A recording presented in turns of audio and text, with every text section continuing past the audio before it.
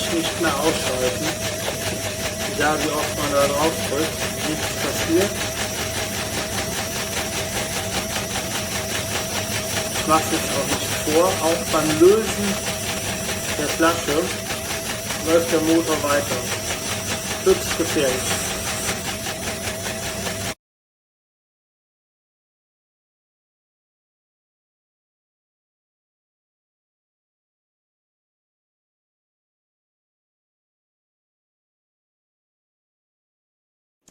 Como muestro, la batidora está cargando, indica que está al 100% de carga, y cuando la quitamos el cargador,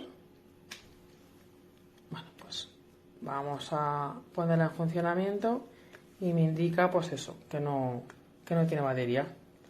Entonces o la batería se ha roto o no carga o no sé lo que le pasa, o no funciona.